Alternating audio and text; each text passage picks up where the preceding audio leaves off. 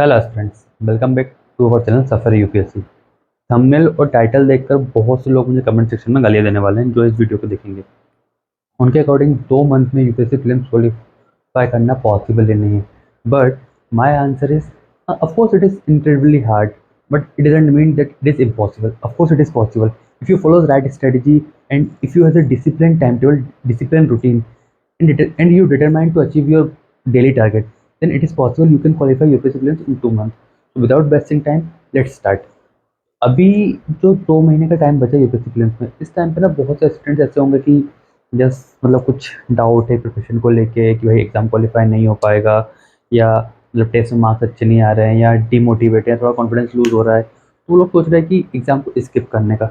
यार देखो, फॉर्म आप फिल कर चुके हो, ठीक है, तो मेरा सजेशन ये होगा कि तो यार जब जीत फिक्स होती है ना, तो कायर भी लड़ जाता है। बट बहादुरी तो उसमें है ना कि आप मैदान छोड़कर ना भागें। तो अभी आपके पास 2 महीने हैं, इवन 2 महीने से ज़्यादा का टाइम है, क्योंकि आज है 19 मार्च, यानी कि 2 महीने और एक हफ्ता ज़्यादा आपके पास है, 67 डेज आपके पास हैं अभी। तो अगर आप अच्छे से प्रॉपर स्ट्रेटेजी के साथ आप प्रिपरेशन करेंगे तो आप इजीली क्वालिफाई कर सकते हैं। और प्रॉपर स्ट्रेटेजी क्या है वो हम लोग डिस्कस करने वाले हैं। देखो, ये वीडियो उन एस्पिरेंट्स के लिए नहीं है उन्होंने पूरे टाइम पूरे साल मस्ती मारी है, एंजॉय किया, पढ़ाई पे बिल्कुल ध्यान नहीं दिया, और उन्हें अब लगता है कि 2 महीने में ऐसा कोई मंत्र मिल जाए तो इस यूपीएससी क्वालिफाई करवाते। तो भाई, ऐसे स्टूडेंट्स के लिए ना मैं बात करता हूँ, ना कोई अदर फैकल्टी बात करता है। बट हाँ, वो स्टूडेंट्स है जिनका ठीक से रिविजन नहीं हो पाया है, या फिर प्रिपरेशन थोड़ी कमी रह गई है, या फिर जिनका कॉन्फिडेंस लूज हो रहा है, तो उनके लिए गाइडेंस काम आ सकता है कि यहाँ से इसको फॉलो करने का यूपीएससी प्रीलिम्स 2 महीने में इजीली क्वालिफाई कर सकते हैं। तो अब देखते हैं। देखो, अभी आपके पास 2 महीने से ज़्यादा का टाइम है, ठीक है। तो मैंने जो स्ट्रेटेजी है उसको वीक बाय डिवाइस किया है। तो हम लोग एक एक वीक में देखेंगे अब कैसा वो करना है। तो फर्स्ट वीक में हम लोग लेते हैं करंट अफेयर। करंट अफेयर हमको लेना है जून 2023 का प्लस जुलाई 2023 का, मतलब कि जो 2023 का प्रीलिम्स हुआ था उसके जस्ट बाद के 2 मंथ के हम करंट अफेयर लेने हैं, ठीक है। उसके बाद हमको करना है पॉलिटी का रिविजन। देखो, पॉलिटी के लिए अगर बात करें तो जब भी किसी से पूछते हैं तो मोस्टली लोग एक ही सजेशन देते हैं, लक्ष्मीकांत।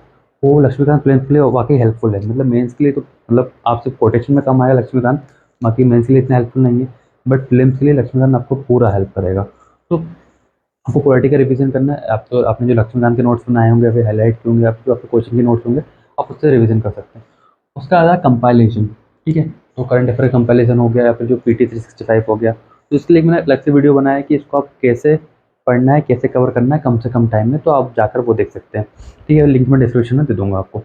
उसके बाद बट यहाँ शॉर्टली बता देता हूँ कि भाई देखो, आपने अपने जो करंट अफेयर के जो पहले के नोट्स बना के चल रहे हैं, ठीक है, आप रिवीजन उसी का करेंगे।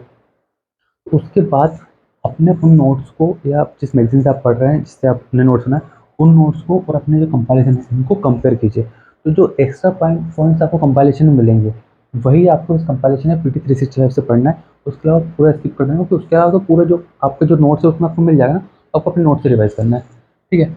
उसके बाद टेस्ट सीरीज, तो यहाँ से आपको जो सेक्शनल टेस्ट आप दे रहे थे वो बंद करने हैं। आपको सब्जेक्ट वाइज और फुल लेंथ टेस्ट देना है, क्योंकि यार अब सेक्शन टेस्ट देने से मतलब नहीं है। और अगर जिसने टेस्ट सीरीज स्टार्ट नहीं की थी, भाई रिक्वेस्ट कर रहा हूँ एटलीस्ट अब स्टार्ट कर लो, क्योंकि विदाउट टेस्ट आप क्वालिफाई नहीं कर सकते, ठीक है। क्योंकि यार देखो, युद्ध में जाने से पहले ना प्रैक्टिस ज़रूरी होती है ना, और बिना प्रैक्टिस के पॉसिबल है नहीं जीतना। जैसे कि यूएस के जो एक्स प्रेसिडेंट है द ग्रेट अब्राहम लिंकन, उनका एक फेमस कोटेशन है कि अगर उन्होंने कहा कि अगर मुझे पेड़ काटना होगा, तो उस पेड़ को काटने के लिए अगर मुझे 10 घंटे मिलते हैं, तो मैं स्टार्टिंग के 4 घंटे अपनी कुल्हाड़ी की धार को तेज करने में लगाऊंगा, ठीक है। तो ये स्ट्रेटेजी वही कुल्हाड़ी की धार तेज करेगा आपका। उसके बाद 6 घंटे में आप इजीली अपना पेड़ काट सकते हो, नहीं 2 महीने में इजीली प्रीलिम्स क्वालिफाई कर सकते हो। तो सी सेट, यार देखो, लास्ट ईयर सी सेट ने ना सबको अपनी कंडीशन बता दी थी कि जो ओवर कॉन्फिडेंट होते थे, मेरा मैथ्स बैकग्राउंड है, IITN हूँ, इंजीनियर हूँ, ये एंड ऑल जो भी थे, सबको अपनी कंडीशन दिखा दी गई थी कि कौन कितने पानी में। तो सी सेट को इस बार लाइटली मत लीजिए, इवन पूरे एग्जाम को लाइटली क्यों ले रहे हो आप, ठीक है। तो इन सब के बाद आपको जो वीक में टाइम मिलेगा अपनी उसमें रूटीन में, आपको सी सेट के कुछ टॉपिक्स आपको डालने हैं, ठीक है। सेम एज इट इज आप आओगे सेकेंड वीक में, करंट अफेयर अगस्त 2023 प्लस सितंबर 2023 का लेना है, ठीक है। प्लस आपको लेना है सी सेट एज इट इज, जैसा कि जो टॉपिक अपने यहाँ किए थे फर्स्ट वीक में, उसके अलावा जो एक दूसरे टॉपिक आपको एड करना है सी सेट के, चाहे वो आपको मैथ से कर लो, रीजनिंग के कर लो, कॉम्प्रेंशन के कर लो, वो आपका डिसीजन है, ठीक है। उसके बाद revision of compilation. Comparison same बताया मैंने कि जो अपने जो करंट अफेयर के नोट्स है उनसे कंपेयर करना है, जो एक्स्ट्रा टॉपिक मिलता है वही आपको कंपाइलेशन है पीटी 365 से पढ़ना है, उसके अलावा कुछ भी एड ऑन नहीं करना है। जस्ट टेस्ट वो बहुत ज़रूरी है। अगर थर्ड वीक में हम आए तो अक्टूबर एंड नवंबर 2023 का करंट अफेयर देखना है हमको। Science and tech with compilation, CSAT और test series as it is, ठीक है। देखो इन्वायरमेंट और साइंस टेक ये दो ऐसे सब्जेक्ट है, अगर इन्होंने इनको आपने कम्प्लीटली कवर अप कर लिया बहुत अच्छे से, with revisions, with test series, with practice, तो ये आपको यूपीएससी प्रीलिम्स में क्वालिफाई करने की कंडीशन तक ले जाएंगे, ठीक है। क्योंकि अप्रोक्सीमेटली 15 क्वेश्चन तो एनवायरमेंट देगा, 12 to 15 क्वेश्चन आपको साइंस टेक देगा। तो एटलीस्ट आपको 25 to 30 क्वेश्चन दो सब्जेक्ट से मिल रहा है, तो मतलब आपको 50 to 60 मार्क्स तो ये दो सब्जेक्ट दिलवा के चले जाएंगे, तो बहुत इंपॉर्टेंट हो जाता है। और अगर चार सब्जेक्ट की बात करूँ तो मैं आप पॉलिटी ले लूँ प्लस इकोनॉमी ले लो, ये चार सब्जेक्ट्स अगर आपने अच्छे से कर लिए तो आप 50 क्वेश्चन ईजिली कर सकते हो। एक मेरा शॉर्ट्स है, उसका लिंक मैं डिस्क्रिप्शन में डाल दूंगा, जहाँ पे हम लोगों ने 80-20 रूल यानी पारेटो प्रिंसिपल को डिस्कस किया था शॉर्टली, तो ईजिली आप क्वालिफाई कर सकते हो, ठीक है। Anyway let's come on the topic. अब हम बात करते हैं फोर्थ वीक की, तो यहाँ पे हमको दिसंबर 2023 का करंट अफेयर लेना है और जनवरी 2024 का करंट अफेयर लेना है। प्लस जोग्राफी का रिविजन करना है, plus compilation as it is, और मैप्स। अब देखो मैप्स ना यूपीएससी ज्योग्राफी में बहुत इंपॉर्टेंट हो जाते हैं, तो प्लेन्स के पर्सपेक्टिव से हो या मेंस के पर्सपेक्टिव से हो। मेंस में आपको डायग्राम बनाने पड़ते हैं, ठीक है, मैप्स क्वेश्चन आ जाते हैं मैप्स बनाने के लिए, मतलब जस्ट डायरेक्टली नहीं बोलेगा कि आप मैप्स बनाओ, पेपर आपने देखो तो ऐसे डायरेक्टली कभी यूपीएससी नहीं बोलते, बट आप मैप्स बना के चीज़ों को हाईलाइट करते हो, शो करते हो, तो आपका एक अच्छा आंसर रिप्रेजेंट करता है। और फिल्म्स में हर साल वो मैप से एक या दो क्वेश्चन उठा लेता है, ठीक है। जैसे लास्ट ईयर अगर आप बात करो तो जो इसराइल और यूक्रेन का वॉर चल रहा था, यूक्रेन सराउंडिंग कंट्रीज़ को उन्होंने क्वेश्चन पूछ लिया था, हालांकि वाईआर का क्वेश्चन था बट करंट अफेयर में था, तो वो आप मतलब याद करने को ही नहीं बैठता, बट अगर आप मैप देखते हैं तो मैप के थ्रू आपको चीज़ें याद आ जाती है। और उससे पहले अगर 2022 की बात करें हम लोग, तो वही अफगानिस्तान की सराउंडिंग पहुंच गया था वो, बट उसके पहले अगर 2020 में जाए तो उस टाइम पे नेशनल पार्क के समय पहुंच गया था, तो मैप्स के थ्रू क्वेश्चन एक दो आपको दे ही देगा वो, तो मैप्स बहुत इंपॉर्टेंट होते हैं आपके प्रीलिम्स के लिए भी और मेंस के लिए तो होते ही हैं। Then CSAT as it is, test series as it is. तो आते हैं हम फिफ्थ वीक में, यहाँ आपको फरवरी और मार्च 2024 का करंट अफेयर उठाना है, प्लस इकोनॉमिक्स कंपाइलेशन जो बताया उसी तरह से, बजट यहाँ पे आपको बजट एड हो जाएगा, ठीक है। तो 2024 का जो बजट है और इस साल का जो बजट है बहुत इंपॉर्टेंट होता है, क्योंकि इंटरिम बजट है, तो इसको बजट से क्वेश्चन आते हैं, सबको पता है बजट से क्वेश्चन आते हैं, बट फिर भी बहुत सारे एस्पिरेंट्स होते हैं वो पता नहीं क्यों इसको स्किप कर देते हैं। तो भाई अगर आपको क्वालिफाई करना है तो स्किप करने का कोई चांस नहीं बनता है, ठीक है। देन आपका टेस्ट एज रहेगा, सी सेट एज रहेगा। फिर हम लोग आते हैं सिक्स वीक में, तो करंट अफेयर हमको करना है सिर्फ अप्रैल 2024 का, क्योंकि अप्रैल 2024 के एंड तक आपका जो पेपर है वो सेट हो जाएगा, तो मई का करंट अफेयर आपके फिल्म्स 2024 में नहीं आने वाला है। तो आप चाहें तो मई का जो करंट अफेयर है उसको स्किप कर सकते हैं अपनी सहूलियत के हिसाब से, ठीक है। उसके बाद आता है आपका हिस्ट्री, हिस्ट्री के चारों पार्ट, मतलब ancient, medieval, modern history plus art and culture, तो वो आपको कवर अप करने हैं, उनका रिविजन करना है। तो इसका कंपैरिजन या पीडीसी सिस्टम अब नहीं आता है, तो आपके लिए, क्योंकि हिस्ट्री के करंट के टॉपिक्स बहुत ही रेयर रहते हैं, जो आपने अपने जो करंट अफेयर नोट्स बनाए होंगे उससे इजीली आप कवर अप कर सकते हो उसके रिविजन से, प्लस टेस्ट सीरीज और सी सेट। उसके बाद आता है आपका सेवन्थ वीक, तो इन सब में जो भी आपका रिमेनिंग पार्ट बच रहा है उसको आप सेवन्थ वीक में रिवाइज कर सकते हो, कवर अप कर सकते हो। ये होगा हमारा 7 वीक्स यानी 49 डेज। तो 60 डेज में अभी भी 11 डेज बच रहे हैं और 7 डेज ये, क्योंकि 26 मई को आपका फिल्म्स है और आज है 19 मार्च, यानी कि अप्रोक्सीमेटली आपके अभी 17 डेज और एक्स्ट्रा हैं। अगर आप जैसे मैं आज इवनिंग तक इस वीडियो को अपलोड करूँगा, तो अगर आप कल तक इस रूटीन को फॉलो करते हैं, स्ट्रेटेजी को फॉलो करते हैं, तो भी आपको 17 डेज एक्स्ट्रा मिलेंगे। तो उसमें आपका जो भी बहुत सारी चीज़ें हैं वो आप कवर अप कर सकते हो, जिस कुछ रिमेन चीज़ें छूट रही हैं, जो आपको जहाँ पे वीक पोर्शन लग रहा है या टेस्ट में मार्क्स कम आ रहे हैं, तो मतलब उस चीज़ को आप इजीली अच्छे से कवर कर सकते हो। और एक बात, अरे देखो 2 मंथ्स का टाइम बचा हुआ है और मैं मान के चला हूँ कि सबके अपने नोट्स बने होंगे या सब करंट अफेयर के स्टैटिक पोर्शंस के कुछ सब्जेक्ट के नोट्स नहीं बने होंगे, तो आपने बुक्स पे हाईलाइट किया होगा, ठीक है, इस हिसाब से आपने काम किया होगा। तो ये टाइम जो होता है वो स्टूडेंट्स के लिए बहुत ही पीक टाइम होता है। एक यहाँ पे अच्छे से तैयार करके लोग एग्ज़ाम क्वालिफाई कर जाते हैं, दूसरी साइड यहाँ पे अगर स्टार्टिंग तैयारी अच्छी चल रही होती तो यहाँ से बहक के वो अपने एग्ज़ाम को ख़राब भी कर देते हैं। देखो आपको अपने आप को संभाल के चलना है, क्योंकि अब यहाँ पे इस टाइम पे मार्केट में बहुत सारे न्यू मटेरियल्स लॉन्च होंगे। हर कोचिंग के मटेरियल्स आएंगे, मतलब शॉर्ट नोट्स आएंगे, कंपाइलेशन आएंगे, पीटीसी वेब आएंगे। तो एक चीज़ क्लियर करूँ, जिस कोचिंग का मैगजीन आप फॉलो कर रहे हो, ठीक है, जिसका टेस्ट सीरीज आप फॉलो कर रहे हो, आपको पीटी थ्री सिक्स भी उसी का फॉलो करना है। ऐसा नहीं कि मैगजीन अलग कर लिया और टेस्ट सीरीज अलग कर लिया तो फिर मार्क्स कम आने हैं टेस्ट सीरीज में, ठीक है। जिसको आप फॉलो कर रहे हो आप उसी की सारी चीज़ें फॉलो करो, ठीक है, क्योंकि वो अपने स्टडी के अकॉर्डिंग काम करेगा। और उसके बाद नया जो मटेरियल आ रहा है उसको हाथ मत लगाइए। आपका जो पुराना मटेरियल है, जो आपके नोट्स है, उस पर भरोसा रखिए, अपने आप पे भरोसा रखिए। अगर कोई फ्रेंड आपको सजेस्ट करता है कि भाई इस कोचिंग का अच्छा मटेरियल आया और इसको पढ़ के अच्छे से प्रीलिम्स क्वालिफाई हो जाएगा, तो भाई सिंपल सा उसको बोलना, एक तो ये चीज़ बोलना कि भाई आप पढ़ो, मुझे अपने मटेरियल पे भरोसा है और मैं इन्हीं के साथ जाऊँगा। और दूसरा सजेस्ट करो कि भाई इस पीक टाइम में ना आप भी इसको टच मत करो, क्योंकि सिंपल सी बात है ना कि एक चीज़ को एक बार पढ़ना ज़्यादा अच्छा है या एक चीज़ को 10 बार पढ़ना अच्छा है। ऑब्वियसली 2 महीने का टाइम बचा तो आप उसको ज़्यादा रिवाइज़ नहीं कर पाएँगे, और जिसको आप पहले 10 बार पढ़ चुके हैं उसको रिवाइज़ ज़्यादा अच्छे से स्ट्रॉन्ग कर पाएँगे ना। तो आई थिंक ये जो स्ट्रेटेजी है आपके लिए बहुत हेल्पफुल होगी अगर आप इसे फॉलो करेंगे तो। बातें तो हमने बहुत बड़ी-बड़ी कर ली, 2 महीने में यूपीएससी प्रीलिम्स क्वालीफाई करने की, प्लान भी डिस्कस कर लिया, स्ट्रैटेजी भी बना ली। बट उसके जो बैकग्राउंड की इमेज है, उसकी जो बैकग्राउंड में जो चीज़ें करनी है, वो डिस्कस किए बिना वो प्लान, वो स्ट्रैटेजी किसी काम की नहीं है। तो बैकग्राउंड में आपको क्या-क्या चीज़ें करनी है, किन-किन चीज़ों का ध्यान रखना है, वो इन 6 पॉइंट्स में हम लोग वो डिस्कस करते हैं। ठीक है? तो first, wake up early for your study. देखो, स्टडी कर रहे हो या नहीं कर, मतलब ये सभी के लिए, और जो स्टूडेंट्स है वो भी और जो नहीं है वो भी। अगर आप जल्दी उठते हो तो वो आपके हेल्थ के लिए बहुत बेनिफिशियल होता है, और अगर आप स्टडी कर रहे हो स्टूडेंट, तो आपकी हेल्थ स्टडी के लिए बहुत बेनिफिशियल होता है। क्योंकि सुबह की जो पढ़ाई होती है ना, अगर सुबह मॉर्निंग में अगर सपोज आप 3 to 4 AM पे उठ रहे हो, अगर आप 9 to 10 PM पे सो रहे हो तो आप 3 to 4 AM पे इजीली उठ सकते हो।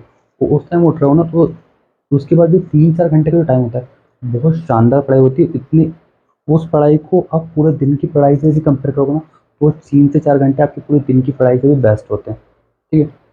और इस एग्ज़ाम के पर्पज़ से मैं सुबह जल्दी उठने का इसलिए बोल रहा हूँ, क्योंकि ये देखो बहुत से स्टूडेंट्स ऐसे हैं कि जिनको लेट तक पढ़ने की आदत है, जो लेट तक सोते हैं, तो फिर सुबह लेट तक उठते हैं, ठीक है? और एग्ज़ाम की टाइमिंग आपको पता है, एक तो आपको दिन में 2 पेपर देने हैं, ठीक है? तो वो चीज़ को फ़ोकस करने से पहले अगर जिनको लेट तक, मतलब होते हैं मेरे बहुत से कॉन्टैक्ट में जो लोग हैं, तो वो 4-5 बजे तक बैठ के पढ़ते हैं। लास्ट ईयर एक फ्रेंड का ऐसे एग्ज़ाम खराब हुआ था क्योंकि रूटीन चेंज नहीं हो पाई थी। तो एग्ज़ाम टाइम में नींद आके बेकार, बहुत अच्छी प्रिपरेशन होने के बाद भी सब खराब कर दिया। तो अभी से अगर आप सुबह 4-5 बजे तक पढ़ते हैं तो उस टाइम को धीरे-धीरे शिफ्ट करते जाइए, और जल्दी सो के जल्दी उठने की आदत डालिए, ताकि एग्ज़ाम टाइम में आप फ्रेश मूड में रहें, बिना किसी आलस के, बिना किसी टीम में, और अच्छे से अपना एग्ज़ाम दे बेगाना मतलब अगर वो अच्छी प्रिपरेशन होती है ना, और इन सड़ी सी गलतियों के कारण अगर एग्ज़ाम खराब हो जाता है तो बहुत ज़्यादा दुःख होता है। तो इस चीज़ पे फोकस कीजिए। तो और दूसरी चीज़, अगर जिन लोगों को दोपहर में सोने की आदत है, तो वो लोग भी इस चीज़ को अभी से चेंज करना स्टार्ट कर दिए कि एग्ज़ाम तक आप उस चीज़ को कंट्रोल कर सकें। क्योंकि एग्ज़ाम आपका 2 पेपर दिन में होंगे, 2 शिफ्ट में आपका एग्ज़ाम होगा। तो फिर अगर दोपहर में सोने की आदत है तो फिर वो आपको सीसेट खराब करवा देगा। जैसे लास्ट ईयर सीसेट तो वैसे वो टफ आया था। तो फिर अपनी नींद को कंट्रोल करना पड़ेगा। And develop discipline in your life. तो डिसिप्लिन बहुत ज़्यादा इंपॉर्टेंट होता है, और सिविल सर्विस एस्पिरेंट्स की लाइफ में डिसिप्लिन तो बहुत ज़्यादा ज़रूरी होता है, क्योंकि फ्यूचर में आपको जाके जब सिलेक्शन लोगे तो जॉब में ही आपको डिसिप्लिन काम ही आएगा ना। और एग्जाम में डिसिप्लिन में अगर तैयारी करोगे विद स्ट्रेटेजी, विद प्लानिंग, तो यार एग्जाम क्वालिफाई कर पाओगे। तो देखो, उस एक चीज़ होती है कि मैं ये बिल्कुल नहीं बोलता, जैसे लोग बोलते हैं ना, हमारी सोसाइटी की मेंटेलिटी है कि यूपीएससी के लिए 18 से 20 घंटे पढ़ने पड़ते हैं। मैं सिंपल सा बोलता हूँ कि भाई 18 से 20 घंटे पढ़ के आप पागल बन सकते हो, आईएएस नहीं बन सकते। यूपीएससी के लिए सिंपल 8 to 10 to 12 आवर की पढ़ाई सफिशिएंट होती है दिन में। बट अगर आप अभी इस कंडीशन में हो, इस कंडीशन में आपको, मतलब लग रहा है कि आप एग्ज़ाम क्वालिफाई नहीं कर पाओगे, तो प्रिपरेशन कंप्लीट नहीं हुई है, या लग रहा है कि डिमोटिवेट हो रहे हो, मतलब कि प्रिपरेशन पूरी कंप्लीट नहीं हो पाई, रिवीजन ठीक से नहीं हो पाया, तो भाई ऐसे स्टूडेंट्स के लिए, ऐसे एस्पिरेंट्स के लिए मेरा सजेशन है कि आप 6 आवर लीजिए अपनी नींद के लिए, ठीक है। 1 आवर में आप अपने जो डेली एक्टिविटीज़ है, नहाना एंड खाना वगैरह, ये सबको कंप्लीट कीजिए। प्लस 1 घंटे दीजिए अपनी एक्सरसाइज और मेडिटेशन को, और 1 घंटे दीजिए अपनी फैमिली को। उसके बाद भी आपके पास बचे हैं 15 आवर्स, तो वो आपको अभी इस कंडीशन में, इन सिचुएशन को अगर आप फेस कर रहे हो, तो अब तो ये टाइम आपको अपनी स्टडी को देना ही पड़ेगा। उसके बाद होता है eat healthy and exercise to stay fit. तो क्या देखो, हेल्दी खाना आपके मतलब हेल्दी फूड अगर आप कंज्यूम करते हो, आपकी हेल्थ के लिए बेनिफिट होता है, ये प्लस आपके माइंड के लिए भी बेनिफिशियरी होता है।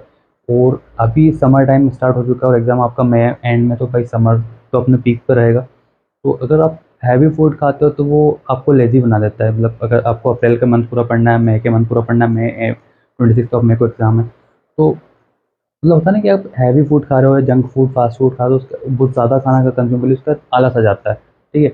उसके बाद आती है नींद, तो फिर पढ़ाई नहीं कर पाते। और अगर ये चीज़ रूटीन कंटिन्यू रखोगे एग्ज़ाम टाइम में भी तो फिर वो दिक्कत होगी आपके लिए। भाई एक अब चीज़ पेपर दे के निकले, भूख लगती है, कुछ भी फास्ट फूड खाना खा लिया, मतलब कुछ भी हैवी खाना खा लिया जो डेली रूटीन के हिसाब से, तो वो सी-सेट में फिर दिक्कत क्रिएट कर सकता है। तो हेल्दी फूड खाइए, सैलेड हो गया, आपके फ्रूट्स हो गए, जूस हो गए, हेल्दी चीज़ें कंज़्यूम कीजिए, तो डाइजेस्ट भी ईज़िली होगी और आपकी बॉडी और ब्रेन के लिए भी बेनिफिशियरी होगी। और एक्सरसाइज एटलीस्ट ज़्यादा नहीं तो 30 to 60 आवर्स अपनी एक्सरसाइज के लिए आप निकाल सकते हैं, वो ज़रूरी होता है। प्लस बीट स्ट्रेस, तो इस टाइम पे ना स्ट्रेस, प्रेशर, एंग्जाइटी सब कुछ बढ़ जाता है। इन सबको कंट्रोल करने का सिर्फ और सिर्फ एक तरीका है, वो है मेडिटेशन। ठीक है?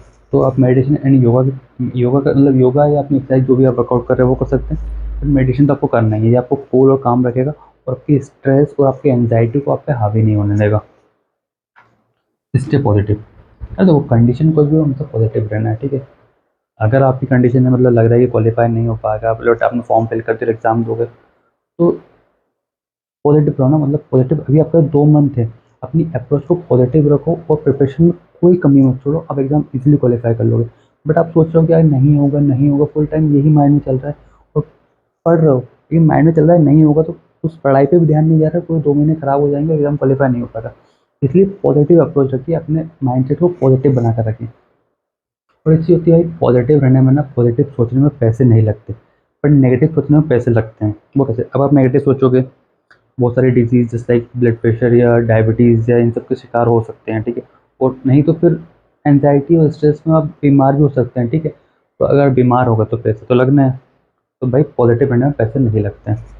देन सबसे इम्पोर्टेंट पॉइंट जो मैं हमेशा सजेस्ट करता हूँ और अपनी लाइफ में तो फॉलो करता हूँ हर कंडीशन में, अवॉइड नेगेटिव थॉट्स।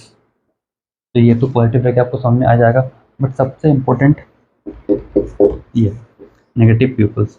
आपको चाहे आपका कितना ही क्लोज फ्रेंड हो, कितने ही क्लोज रिलेटिव हो, अभी आपको अपने पीक पॉइंट में ना ऐसे लोगों को जो आपको डिमोटिवेट कर सकते हैं, नेगेटिव थॉट्स आपके माइंड में घुस सकते हैं, इनको टोटली अवॉइड करना है, टोटली इग्नोर करना है, चाहे वो आपको कितना ही क्लोज क्यों ना है। तो अभी फोकस ना करना है, अगर एग्जाम एग्जाम क्वालिफाई कर लीजिए उसके बाद माफ़ी मांग लीजिएगा, ठीक है? बट अभी अगर उनके कारण आपका लॉस हो रहा है तो वो चीज़ उन्हें समझ में नहीं आ रही है, ठीक है? भले ही उनका इंटेंशन वैसा हो ना हो, बट उनके कारण आपका लॉस हो रहा है, तो उनको इग्नोर करना ही ठीक होगा ना। So I think that's enough for it. All the very best, thank you so much.